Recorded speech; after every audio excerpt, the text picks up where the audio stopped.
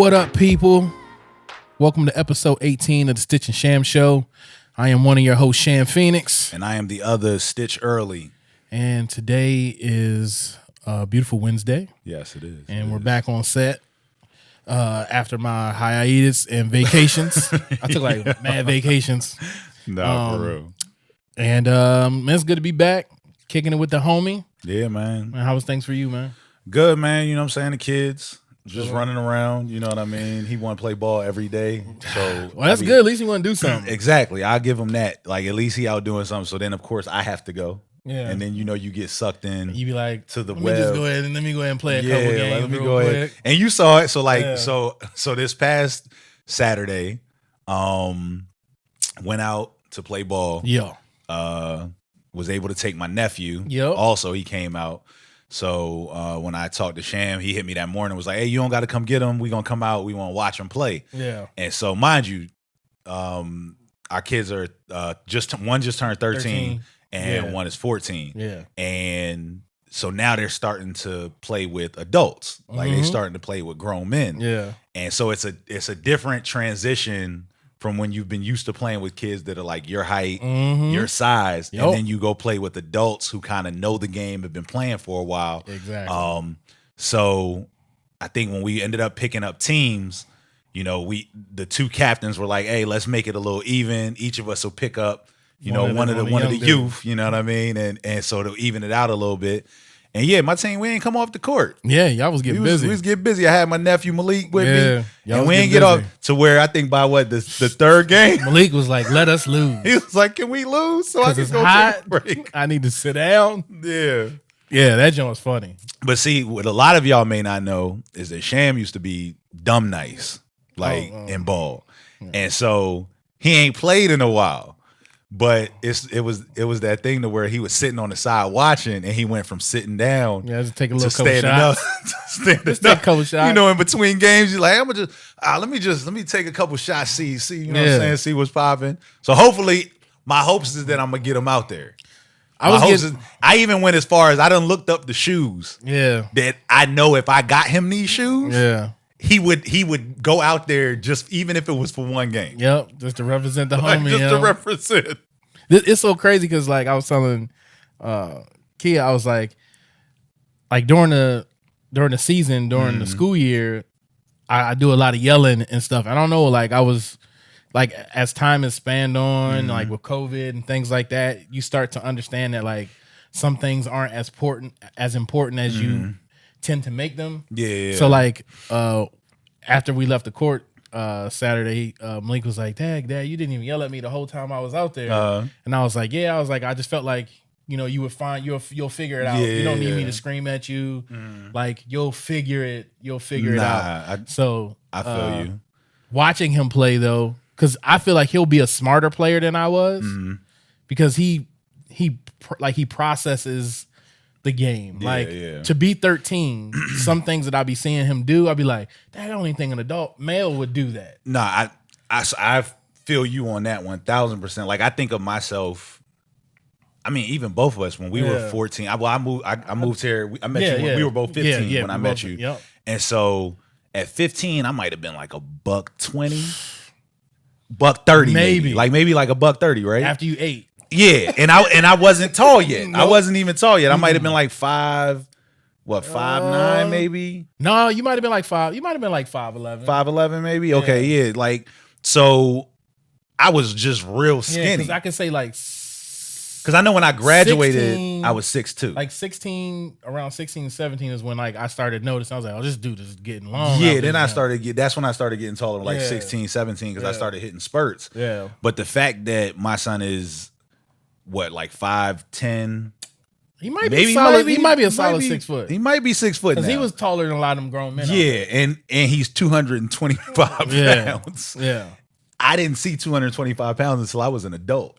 I'm talking about like a long ways. Adult. So the fact that he does some of the stuff that he does on the court that I know at that age I wasn't doing yet. Yeah. And then he has the size that like I didn't get until after high school. He has a good motor too. Yeah, and the fact that he can move how he moves. Like when I look at them. Yeah. And like you said, even Malik's like IQ to know like, okay, this I think I'll say for me, a lot of the guys that we play with, I find myself not having to yell as much. Yeah. Because like they do it. Yeah. So it ends up and they do it in a teachable way. Mm-hmm. Like it even happened to Malik on Saturday where it's like, I remember his first shot, he just like launched that joint and it was like off. It was like, it was super off. And and everybody was just like, hey, nah, be confident when you shoot that joint. Like pull it, but be confident. And then after that, I think he hit like 3 back to back. He might have hit like 6 while he was it out was there the whole time. The whole time. Yeah, he definitely hit like 6 threes, but it was one game where he hit one, he came down again, he hit another one because he got into a groove. Yeah, he did. So it was one of those things to where I find it, the guys that we play with, it allows me to just be dad at moments. Yeah, just fall back. And fall all the way back and be like, yo, he just told him that he should have been more aggressive on that play, so you don't need to say nothing. Just let him handle that. Yeah. It was chill. And like he when he left, he was like, "Oh, are we coming back Saturday? Mm-hmm. The next Saturday?" I was like, "Yeah." So you need to go make sure you go to bed early on Friday because you was waking up. You was wild. Want to sleep at 5. Yeah, right? But I think I do believe that it's like the kids have an opportunity that we really didn't have, which is being able to go to YouTube, watch things, understand things. Like for us, it was like, if we're not watching it on TV, then you gotta go buy one of them VHSs. Yeah, or or like, I think even as generations go further, like we figure out time management a little bit more. Yeah, I know. Like when I moved here, like my dad was in the military and he was working at Burlington. Okay, like he was working 2 jobs because it was like that time to teach. Yeah, really so it was normally like if we were playing ball, it was teaching during ball. Yes. Or I never went to any camps. Yeah. I never did any trainings, none of that. It was like playing ball with y'all. And that was it. Like that was my training was like on the job training. Yeah. Whereas with them, they have camps and we're they have here. training. And like we are like we're exactly. We're like they're prevalent. Yeah, it's not like we missing a couple of weeks or you don't see me for a couple of days. Like, no, when you wake up and crack your eyelids, for sure, I'm right there. And it's like, and even if not, because with my son living in another state, it's like the fact that we have FaceTime now, the fact that I can always be seen and in contact. No, I know your coaches. I know what school you at. I know your teachers. I could pop up at any moment. Yeah. So I think like the crazy thing, like last year in the beginning of the school year, Malik's games would be normally on Saturdays or Sundays, and I would record the games. And Malik on Monday when he got home from school would be like, "I'm gonna do my homework. Can I watch the game from Saturday? Can I watch the game from Sunday?" And he would watch himself and critique himself and be like, "Oh man, I could have passed it right there, or I could have did this." Not saying like he didn't do too many readjustments, but he would be able to see it. And I think now, even there's moments where I see him like thinking to himself, like, okay, all right, where am I at on the floor? Who's where? Yeah. Do I think he's gonna pass the ball? Most time he's not. And a lot of that is my fault because the first player his first player that he really liked was LeBron James, but he was like 3. Right, and then as he got older, he started to follow Kyrie, and then when he got to a that makes perfect. So like when he got the comprehension level, I introduced him to Allen Iverson. Okay, so I kind of like so having those two back to back, having Kyrie and Allen Iverson means I'm not passing. Oh, that means you get at it. all. That means like I'm not even recognizing what talent you have. Like I'm about to get and it. And that was my because I thought about it later on. I was like, man, I probably should like showed him Chris Paul or something like that. But those were the players. Allen Iverson is my favorite player. Kyrie is his. Yeah, but their games kind of mimic each other a little bit. To the basket, off the dribble. Like, yeah, definitely. See, his was LeBron. Okay. So he doesn't mind passing. Yeah. And now it's Giannis. Like, and it's been Giannis for he's a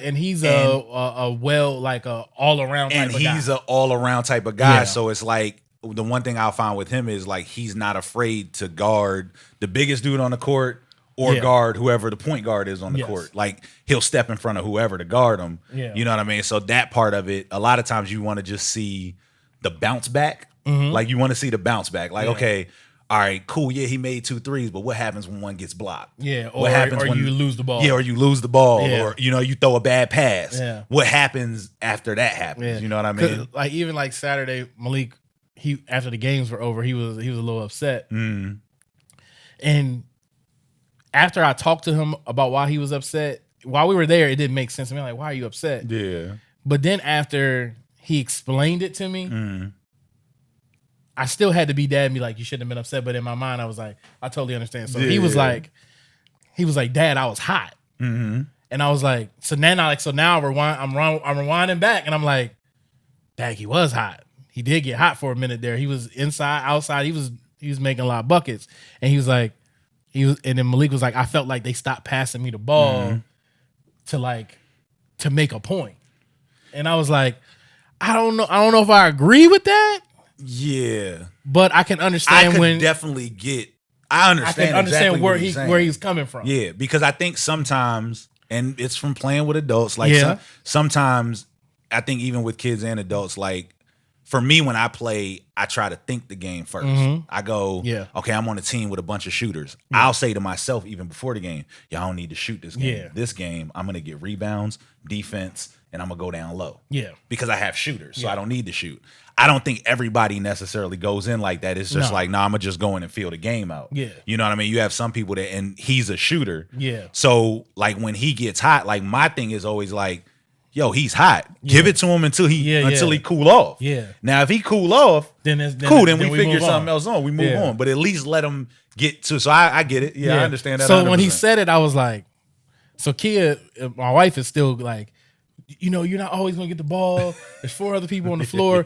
But the way now I'm riding quietly, and I'm like, Dad, he was hot. Yeah. Like when I was thinking about it, not in the, like after he got the car, it wasn't on my mind that way. Yeah. But as I like started rewinding back, I was like, yo, he was hitting a significant amount of buckets. Nah. And I was like, okay, I can understand. And so I waited till we got home, and I was like, you just have to understand that sometimes you're going to be on a team where you might not be the primary person. You might not be.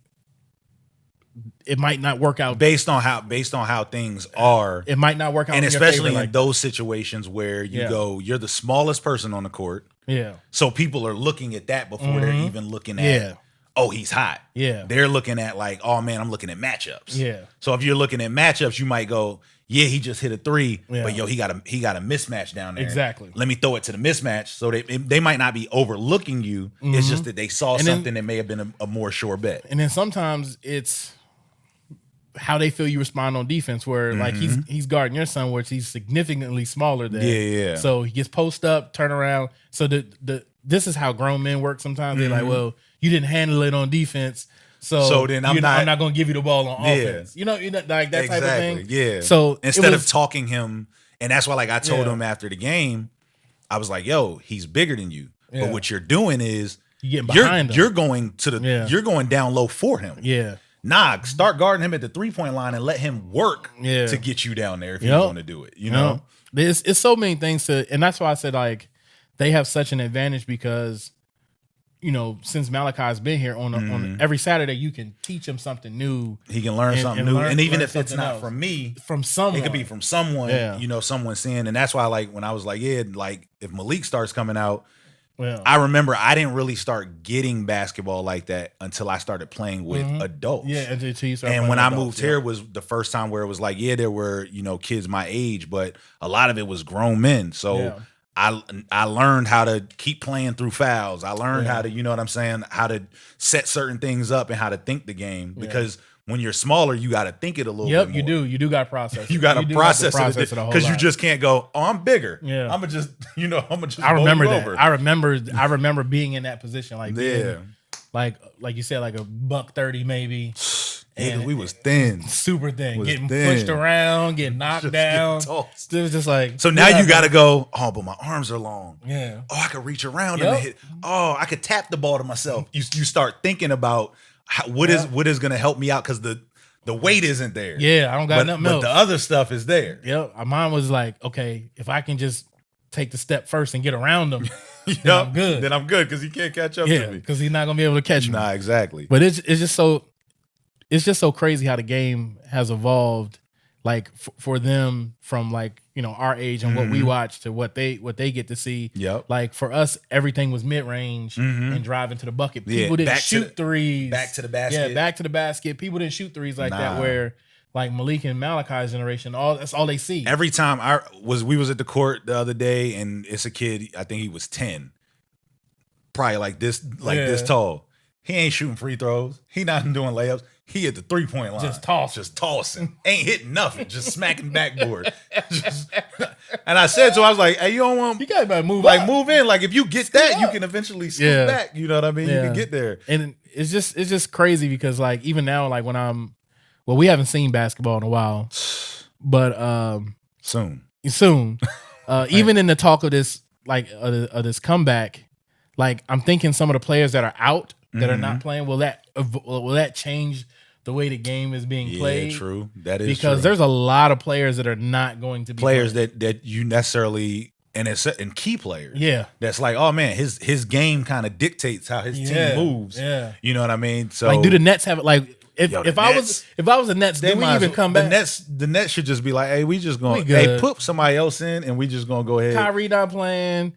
Kyrie not playing. Dinwiddie's not there. Dinwiddie's not playing. Who else? DeAndre Jordan's not playing. Pretty much, I think like they whole starting five. Like do we even, like, for real? Yeah, like, But this is a cool thing. Like, for those younger players or the players that don't get a lot of playing time, this is your opportunity. This is gonna be like their summer league. Yeah, this is gonna be like their opportunity. To, like, I'm gonna show you why I should be here. Yeah, this is like I was reading something about the rules and regulations of the NBA bubble, and some of it is just like, you can't be serious, right?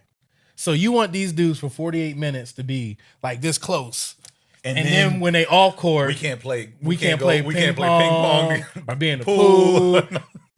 But you was just rubbing sweat on me for 48 minutes. Like, yeah, that's the part that I'm like, if everyone is healthy, then let them, like, they're not gonna be around. And y'all are already touching. Like, that's what I'm saying. It's already gonna be tough on them to not be around their families, to be in this isolated situation.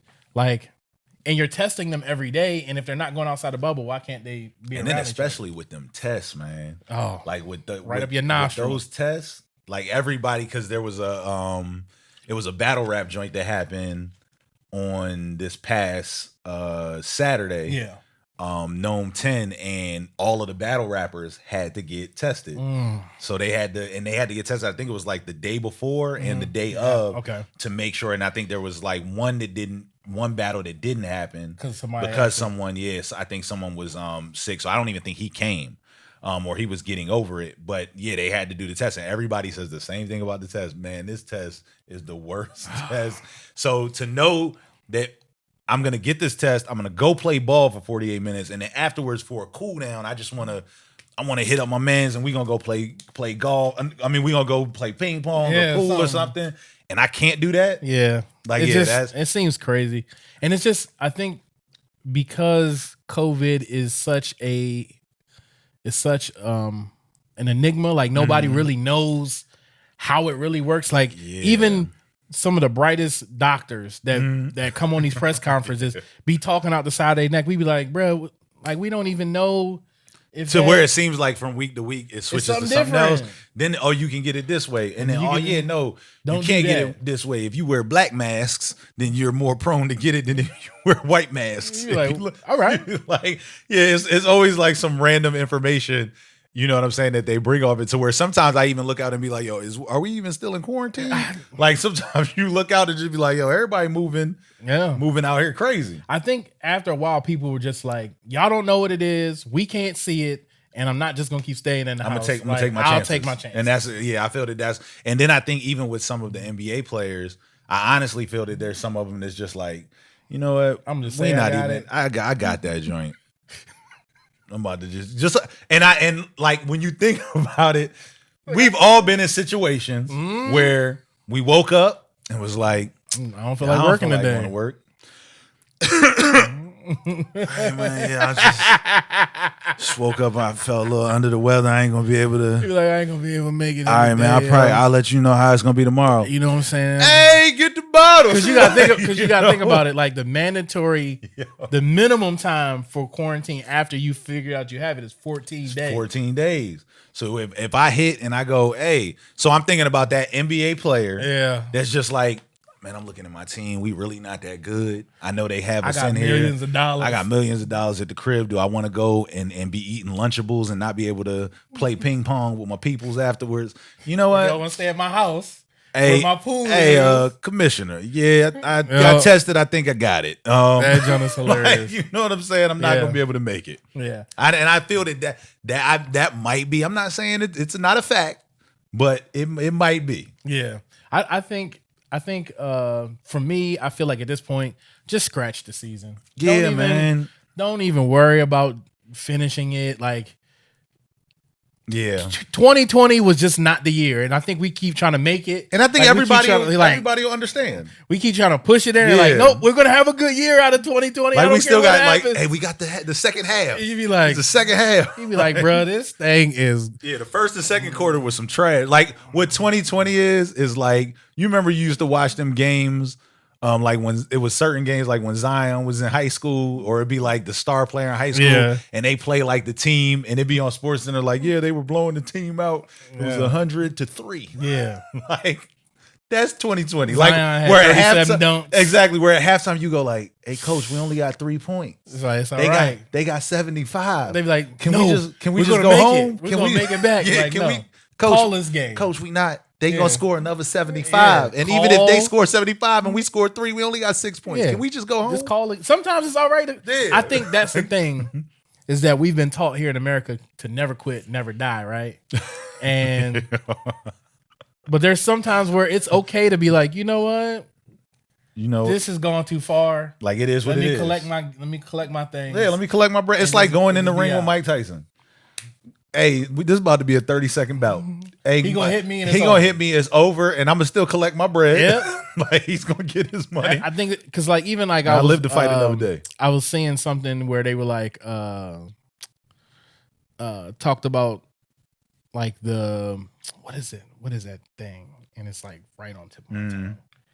Like some animal had the bubonic plague. Yeah, bubonic plague. Yeah, and I was like, how we get that back?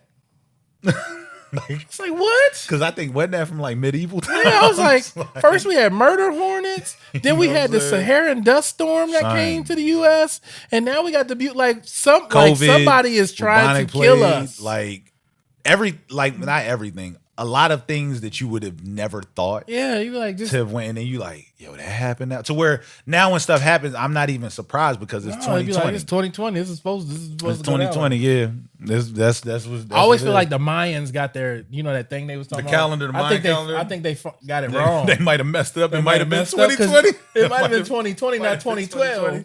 Yeah, nah, definitely. Because you remember the world was supposed to end in 2012. Yeah. Oh no! Yep, yeah. That was what it was because they had the movie. Yep. With John Cusack, I think was in that joint. Yeah, it was like that joint should have been 2020. You're like, nah, bro. And then we would have believed that joint because like, with everything happening now, it's believable. Yeah, it is. Like it's believable with everything. You know what I mean? I like keep we waiting ain't for seen aliens to come down and be like, oh, we was doing all this stuff to y'all. We dropped the COVID. And you know what I'm saying? We dropped the August Alsina. Man, that dude played himself, bro. We gave y'all that. Like that guy played himself. Oh man, that's too funny. Like, I understand. I'm not a kiss and tell type of dude. Never been, never will be. I keep my business to myself.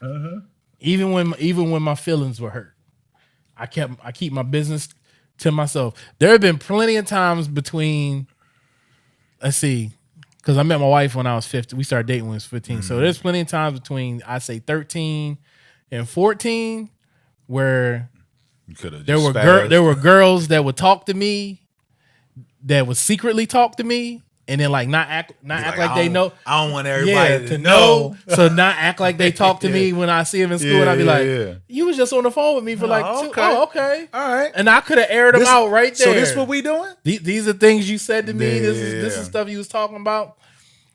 Cause that's how high school and like tail end of middle school was. It was like, it was like, the air. You come to school, you get because she was this and she said like could have definitely did that, but I've never been that type of. So to watch him just be like snitching, just every 5 minutes snitching. It was and I guess the biggest thing about it was like, did we ain't need? I didn't know. I didn't care. Like I did not need to know, and so even seeing like when they brought themselves to the table, and I'm not gonna say them. Yeah. When she brought her and Will to the table, because I could tell, like, I seen a lot of people like, oh, Will look hurt. Will look no. I was like, Will looked like someone.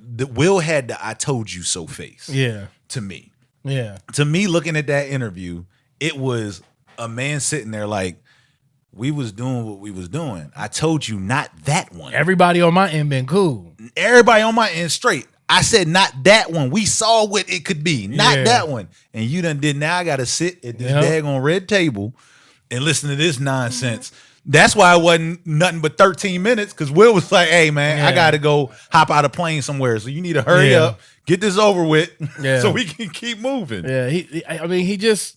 I know people, and like I've seen stuff where people are like, "Oh, Jada took advantage," and I was like, "Okay, could that have happened?" But let's put things into perspective. Mm-hmm. There are plenty of stories that you can look up about August Alsina dogging other females that aren't Jada, right? So he evidently understands the concept of commitment and being with someone and breaking commitment. Mm-hmm. He said himself. We found out that I guess it's not true. We'll never know what's true. The full or what's facts. Not. Yeah, because I think everything is like half truths. On Jada will have her half truth. Yeah, August will have his. Say it's all true. Mm-hmm. Everyone's stuff is true. Yep. It's all actually true. You asked another man for permission to be with his wife. Did you actually think that was going to turn into you can take her? Not to be with his ex. Not to be with some chick that he dated before. To be with his wife, who he is married to. And not getting a divorce anytime soon. His wife. You thought you was gonna What did you think was gonna happen? Oh, that's what you thought? Yeah. And I think that's the thing. So it's like, and I think the funniest thing for me that I've seen even come from it is like the people that's like, oh, Will and Jada, that was our like, oh man, that was our, and it made me just start thinking about, how. And I guess different people handle it differently. Like, I think we all have people that we would necessarily say, like, maybe like people that we would look up for lack of better word, like as our idols, or people that we hold in high regard. In high regard. And I just think that some people take it to a further extent than other people. I think some people like dictate how their lives move and the decisions that they make based on people that they put on these pedestals. And then when that pedestal crumbles and they're looking you right in your face and you're like, oh, so you be going, you deal with the same stuff that I deal with? Yeah.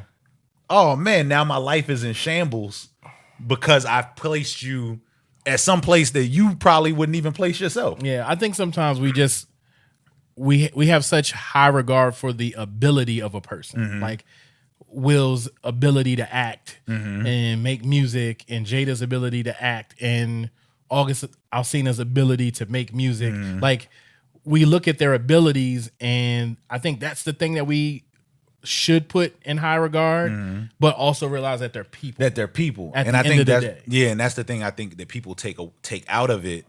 Is like, even when you think about like pastors and things like that. I was just getting ready. I was literally, I was in my mind like, the way I learned that same concept about taking people off of pedestals was through church. Yes, exactly. Because I think like in the church, title to some people is pedestal. Yeah. So it's like, so when you hear deacon such and such, or it's not everybody in the church is brother and sister. We assume that because you have a title that you have a level of comprehension and a level of competency to understand exactly how to live life that is above ours. That because I don't have that. Because I'm just brother such and such. I'm just sister such and such. Yeah. But you're deacon. Yeah. You're evangelist. You're pastor. You're and apostle. I've come to find out that I'm gonna tell you what I equate it to.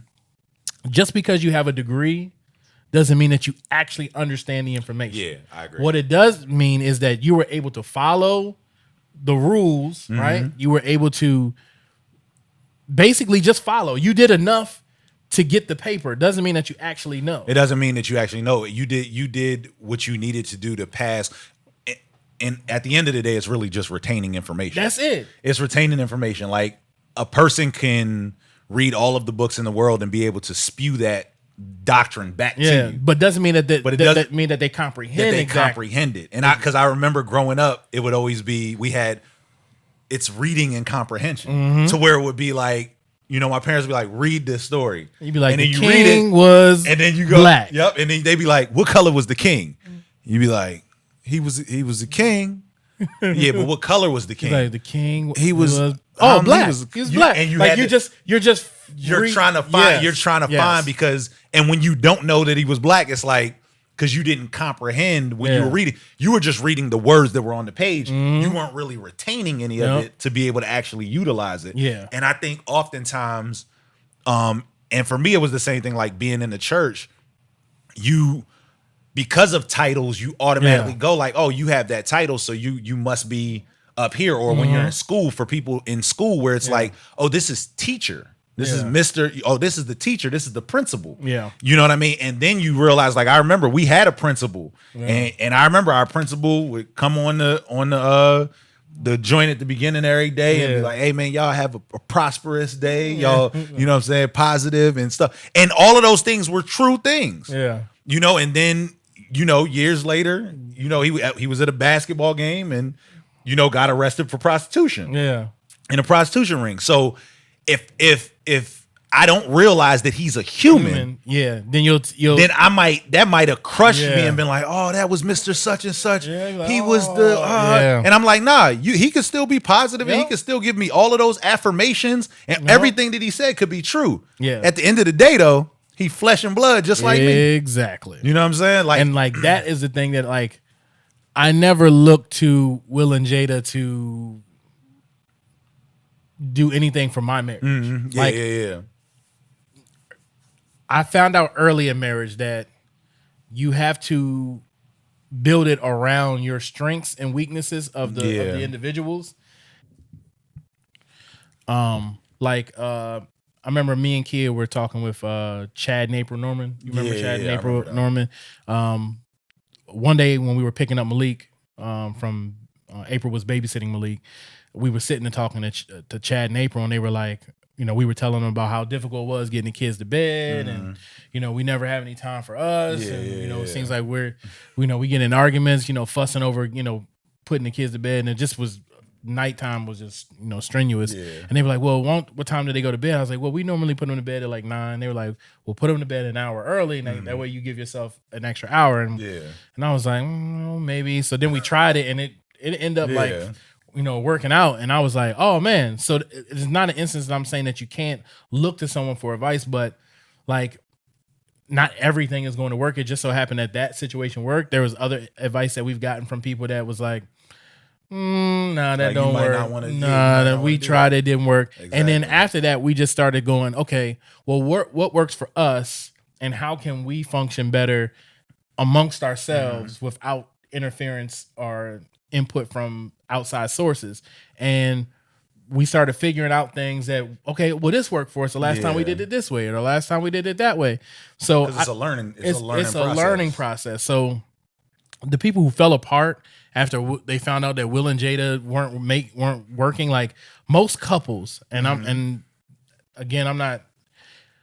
just speaking in blanket terms, not like with actual facts, but kind of with. I talk to I talk to a lot of couples. Yeah, all couples have turmoil. Yeah, I don't think, and I've seen before. Yeah, there be couples that no, we don't, and I'm like, you may not now.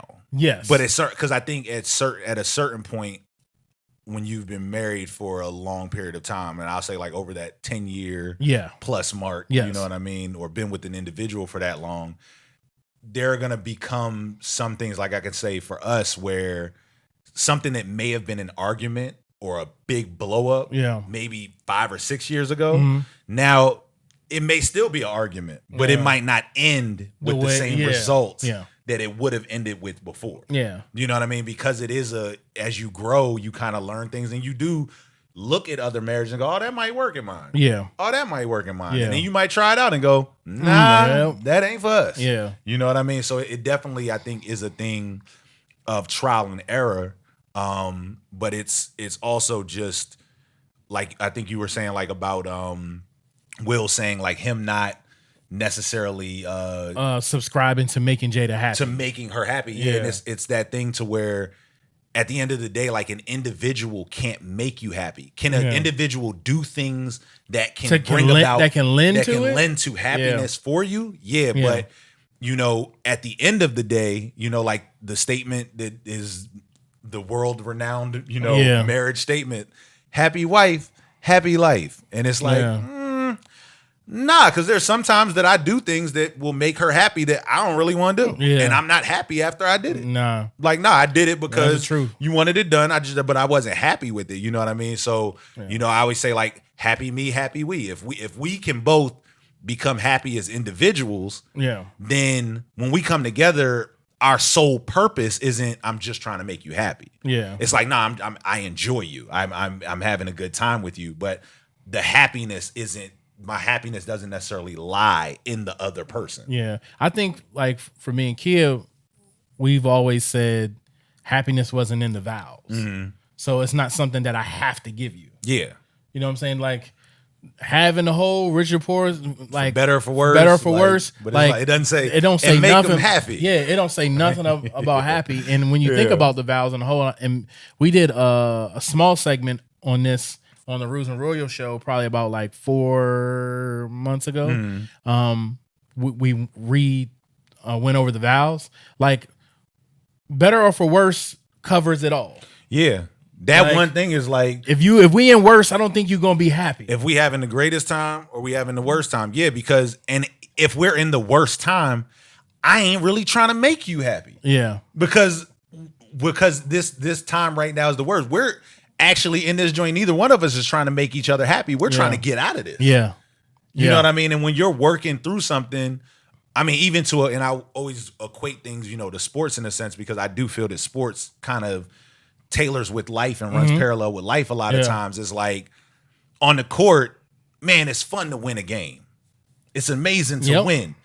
But when you down 15 and it's 3 minutes left, ain't nobody on the court like, oh, I'm trying to make anyone happy. It's we're trying to fight so that we can get this score back to where it needs to get to. So no one is thinking about happiness, sadness, anything. We looking and going like, yo, it's worse right now. Yeah. How do we make the worst better?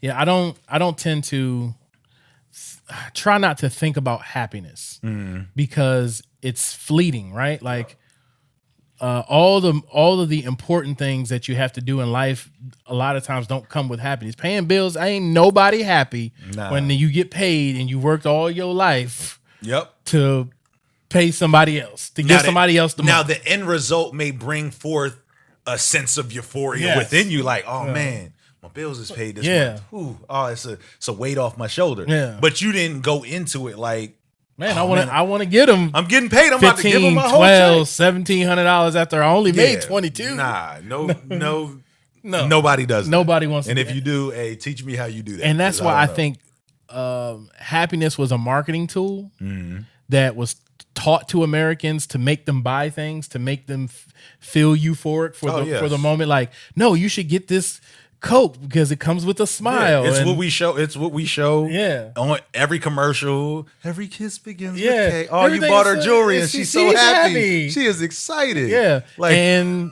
life is not like that. Yeah, it's not at all. It's not like that. And I think the quicker couples can get rid of the happiness tag because that's the first thing. Like, I'm not happy. Like, I don't know what you want me to do about that. Like, you should figure out how to. You're going to go through a lot of emotions in life, baby girl. That's what I'd say. You're going to be sad sometimes. You're going to be happy sometimes. And for me, I take it away because does life come with great moments? Yes, there are great moments in life, and there's things that, you definitely can hang your hat on and look at and be like, oh man, that was a wonderful time. But I believe that 50-50 split down the middle, you're gonna have some horrible times. And you're gonna feel it. Yeah, and I think it even goes to like a little bit of like even what Jada said, like she was like when her getting with August, it was like I just wanted to feel good. He made her feel good for the moment. He made her feel good, but then she got to the point where it was like, I mean, I feel good, but this ain't feeling right. I don't really know if I want to. So that lets me know that the happiness part of it, you feeling good, the happiness feeling, it was fleeting. Well, I think too, there's a couple things that she said that kind of lends to where it definitely went awry. Well, August cut off all communication. Yeah. But I think the reason why he cut off all communication is because he was trying to tell Jada, like, no, you need to be with me and only me. And she was like, nah, that's not really, that ain't what I signed up for. Like, I just thought we was smashing. And that's it. And you were,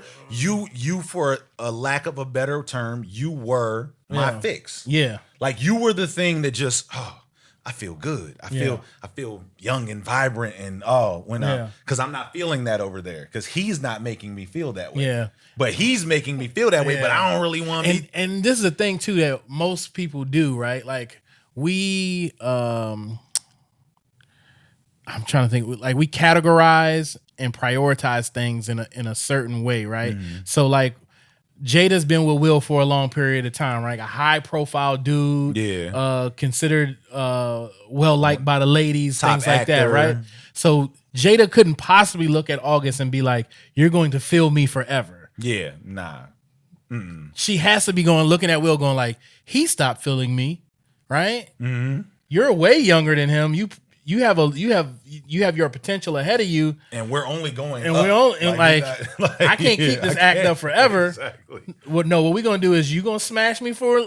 I don't know why you grabbing feelings like that because that's not where I'm at with it. Because that's not what because I know that this will never work. Yeah. You're mentally sick. You're physically sick. And that I think that was it. Also made me understand why people would say like, man, how could you? Because when you listen and you go like, okay, so you knew he was sick coming in, and still did, whatever y'all got into the entanglement. That ain't got nothing to do with. She wasn't thinking about. This is why I think it's bullcrap, and I hate calling people out on certain things like that. Like you was only interested in what was in August Alsina's drawers. Yeah, I don't think. I think like she said, the need to help was what attracted her to him. And there's people that's like that. There's people that get a feeling out of helping people. Like, man, I made this person better. Yes. Like, oh man, I was able to go in and it was broken and I fixed it. Yeah. Like, you know what I mean? So I think the initial situation, August just kind of played himself. I feel like they all kind of played themselves a little bit. Yeah. To a certain degree, it's like if you doing something and you want to protect your relationship, and I know people are like, "What do you mean?" Yeah. Again, I can't put my moral implications on Will and Jada exactly, and make what they do wrong because of how I feel. But what I can say is, if you guys had something set up and you were, kind of hell bent on protecting it, then you guys should have worked something out. That was up to y'all to help to fix that situation. And I mean, I'm pretty sure there probably is a part of them that's like, man, oh, okay, a weight is off. Oh yeah, I guarantee it's out there. It is what it is. Like, keep it moving. It was an entanglement. Yeah. Like, if you want to go look up what that is, you can go look up what that is. It's all that is a complicated relationship. I tell you, it's something that Dave Chappelle said after he left the show. He was like, now that I'm crazy, I can do whatever I want. I can say whatever. I can say or do whatever I want because you guys have already labeled me crazy. So me doing it is just falls in. I feel that same way with Kanye. Yep. I feel that Kanye put the crazy out there. So now people is like, oh, Kanye always be wild. And when he does it, no one goes, everybody just goes, oh, that's just Kanye. Yeah. Oh, that's just Kanye being Kanye. So if anybody else does pop up and say anything, they like, Yeah, we already heard August say that. Yeah. Like, yeah. It might not be true. Cool. It might be true. They just might be entangled. If we hear something else about Will and Jada, it's like, man, they basically can do what they want now. Yeah. Cat's out the bag. It's out the bag. Yeah. So, you know what I mean? Yeah, I just definitely feel that a lot of times people put certain individuals up on pedestals. I don't think that there's a problem with holding someone in high regard. Or admiring a little bit talents, their gifts. Yeah, but I'm not building my world around you. But yeah, when you build your world around a person and then they fall, so to speak, it ends up, what it does is it's a falsehood that's there, and it takes them away from being human. Yep. And we're all human. We all have the propensity to fall, and all of do those crazy things, and do crazy stuff. So there's none of it that we are, none of us are immune to it. No. So therefore, anyone who's not immune to it, like, nah, I look at you just like I look at me. Yeah. Like, you know what I mean? So yeah, I might go like, yo, you're great at this, or this person I look up to. But when you do something crazy, I just look at it like, nah, you human. That's why cancel culture doesn't make any sense to me. Mm-hmm. Like, I know it makes sense to people that like put people on pedestals. Yeah. But like, I don't expect anybody to just be perfect. I don't expect that. I never do. Or to be one way. Yeah, or to say the right thing every single time, or to do the right thing every single time. Like, it's going to happen. People are going to make mistakes. If I make, like, I think it's unrealistic to be like, don't judge me for my mistakes, but then I'm going to judge everybody else for theirs. Exactly. And that's why I'd be like, for people, live the life that you live. Yeah. We're all going to have high highs and low lows. Yeah. You know what I mean? We're all going to have mistakes and things like that. It's just more or less being smart and choosing, the ways that you would like to put that out there. But as times change, different things change. There's certain words that in the 90s, you could say that joint freely. Like freely in music, you heard artists saying it, all of those things. And then when you move into the late 2000s, if you were to say that now, they'd be like, bro, like, yo, hold up. What is you doing? Yeah, what are you doing? And it's one of those things to where you have to, I can't then go back and listen to like a song from an artist from 1992 and convict them in 2020 off of something they did in 1992. Because if that was the case, like I said, for me, there's plenty of things that I done did. Exactly. If you start digging. That if you start in 2020, you'd be like, oh man, this dude's wilding back in the day. That's why I said just at this point, I didn't have Will and Jada up there on my relationship goals list. I don't even have no relationship goals list, to be honest with you, because I know it could change from. And honestly, majority of the people who I would go to or that I would look at or ask for advice, I know them. Yeah. Like, I know them, like, personally. Yeah, like, you know the ups, the downs. I know you and Kia. Like, I know y'all. I've seen the ups and downs, so I can point to it and go like, oh, man, when he's telling me X, Y, and Z, I seen it. My parents, I saw it. I seen you sleep in different rooms. I seen you curse each other out. Like, I saw definitely been there. You know what I mean? And then, so it's more or less people that I know. It's cool to go, oh man, it would be dope to sit courtside like Jay and Beyonce. Like, oh, it'd be dope to be in a movie like Will and Jada. Yeah, but I don't really know their relationship. Yeah. So they not on no pedestals in my life, because at the end of the day, I don't know you. Yeah. Like, I know of you. I don't know you. I don't, and that's why I say, so I don't get caught up in the poster people, because again, like you said, that you don't know them. You don't know what they do behind closed doors to maintain whatever they got. You don't know what they've done to get what they've got. Exactly. That's the big thing. Like, you don't know what they did to get what they had. Yeah. And you might not be cool with doing what they did to get what they had. Like, yeah. Never mind. Exactly. No, I don't need it that bad. You had to do that? Oh yeah, I'm good. I'm cool. Yeah. And so that's why I say, like, if there's anything that you can take away from this situation is, like, know your surroundings, know who you're dealing with, because you have to know, like, I think, like you said, Will knew if this goes south, we know exactly what August is going to do. August is going to act crazy. I don't think they knew exactly what he would do, but they knew he would do something. But Will had I just feel, I don't know if it's true, but I just feel that Will had an inkling.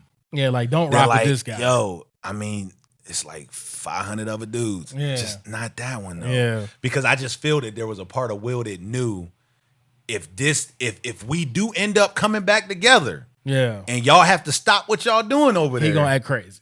He gonna wild out. Yeah. And this is gonna put everything that whether we were doing or that we do, in jeopardy. In jeopardy as far as our business being in the streets. Yeah, that joint is. So that joint's pretty crazy. But like you said, I think people are getting so caught up in it because they had Will and Jada on this. I don't think the Red Table Talks helped it any. Nah, yeah. But this is the thing. This is why I always tell people, when you have people like that, then normally they are not, a lot of times they don't prescribe to their own medicine. Like for instance, I remember there was a while where we weren't doing the Rouge and Royal show because I knew for a fact, I was like, yo, we be beefing all the time. Yeah, like, then we get on here and talk about relationship stuff. And that's why a lot of it, we've tried to shift some of the commentary to more like parenting stuff, things where social like kids, like things where like I can't tell you necessarily how to have your relationship, but we can talk about how things are in ours, and that's the good, bad, and the ugly. We kind of, because we started out as advice. Advice. And then I was like, man, I really don't want to be giving nobody advice. People can figure it out. But now we move to, well, this is what we've done and this is how we've done it. And you can choose to use it if you want to. So where now you can pick and choose from it. Because I can understand how, like, it would be like us doing this show but we don't never see each other. We ain't really chill. We ain't hanging out. We ain't doing nothing. We just come, hey, we gotta do this show, man. Hey, welcome to the Stitch Sham Show. Like believe in us. And then you'd be like, yo, them dudes don't even like each other. Yeah, you're like, that joint is whack. Like, and that's whack. And I can't, I'm good. That joint's super whack. Like they don't realize that like we shoot this show like one time a week. Yeah, one time a week. But we spend nearly majority of the week. Yeah, majority of the week. I think this week, outside of Tuesday. Yeah. So and then tomorrow we'll be coming right back. We'll be coming right back. You know what I'm saying? So it's definitely, one of those things to where we either talk on the phone, we kicking it, cooked out this past weekend. Like, you know what I'm saying? So it's like our lives are intertwined. Yes. And it's not just like a show type thing. No. Like the show actually came because of what we do in our lives. Yeah, we're always chilling. You know what I mean? So that's the biggest thing to me, where like, the Red Table Talk kind of seemed like Jada was having all these things, and this is what people are attacking. I personally don't care. Like, I know you're going to say some things and it might not line up with how you live. That's a life. Human thing. Like, But people are attacking that. They're like, "Oh, you had this Red Table Talk. You talking about healing, and the whole time you this." And it's like, and honestly, the healing stuff is still true. It's still there. I don't think that it makes it false. Like, I don't think that it makes it false at all. It's like if you had someone who deals with depression, but they're a very positive person, and they're a person that may be like, "Hey, go follow your dreams. Go. You know what I'm saying? Live your life and da." Just because you might find out that this person deals with depression, it doesn't take away from them, the fact that everything positive, encouraging that they give, they just might not be able to receive it from themselves, but it doesn't change the fact that they can give it. Sometimes the reason that they're able to give it is because they know how they feel. And they're like, man, I wish I could go feel that way.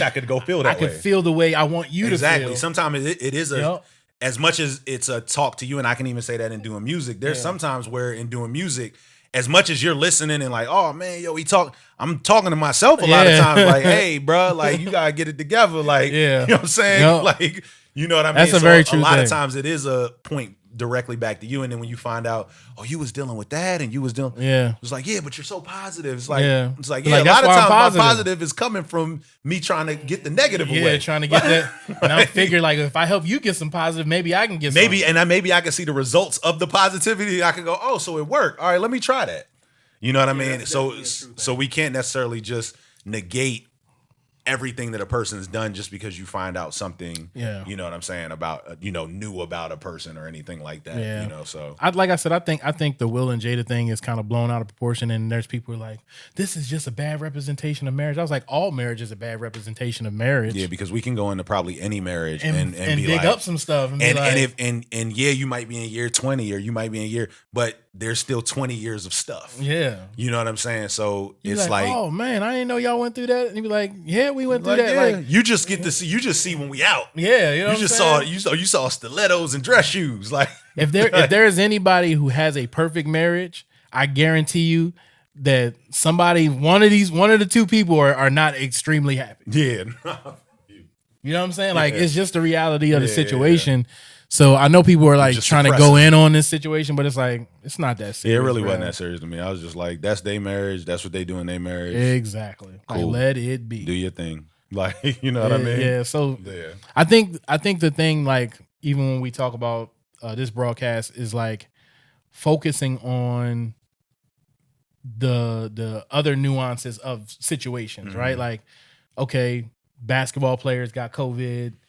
Don't try to make the season go. Like, figure out a way to protect the players for the long haul. You know what I mean? Like, and not just about the right exactly. now. Like Will and Jada, don't put them up on a pedestal. Find your own, your own space. So it's take from some of what they do and say, oh man, well, I can find a silver lining in that, and I might be able to pull something and add that to mine. Or it's no I'm good on that 1000%. But just because you're good on something or you don't agree with something doesn't mean like it has to be a teardown. Yeah, it's like I'm never watching the NBA again because they're gonna play with COVID. It's like it's so, and just like even like with some of these social issues, I think where we are in America is especially with social issues is just kind of crazy because like it's where we've always been. Yeah. And I feel like we're headed into,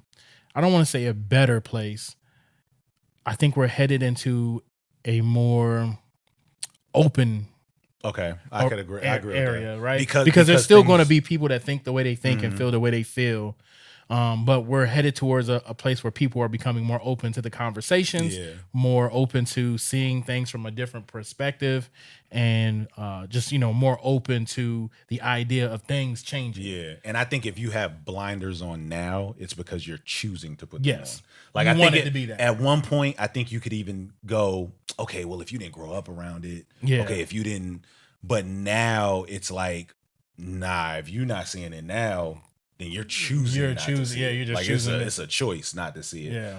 So I definitely feel that this year, as much as it's been like a crazy year, it's also been an eye-opening year. Yeah. And a year of just like revealing certain things that were hidden behind the curtain. Yeah. Just now blatantly in front. And I think even the people like, oh, I didn't even know you felt like exactly. that. I didn't know you felt that way about me. And now you're I'm like, seeing it snap. on Front Street. Yeah. So And I think that's one of the dope things about like having this type of platform and being able to do the podcast, that we can, talk about these issues and bring awareness to some of these issues. And I know that we have a bunch of listeners that aren't necessarily Black or are people of color. So we get to be able to engage and talk about these things, and you can read the comments and people are commenting. Exactly. So I think that's like the dopest thing about 2020. If we can find a silver lining about some of the crazy things that have happened so far, is that platforms like these are opening up all over the place, and we're getting to have dialogue about certain things that we normally wouldn't in a public space. Yeah, in a public space that we normally would. So again, we thank you guys for tuning in. Yes. And having this dialogue with us and letting us know the things you guys want to talk about. Again, shout out to the Patreon members. We thank you guys for your support.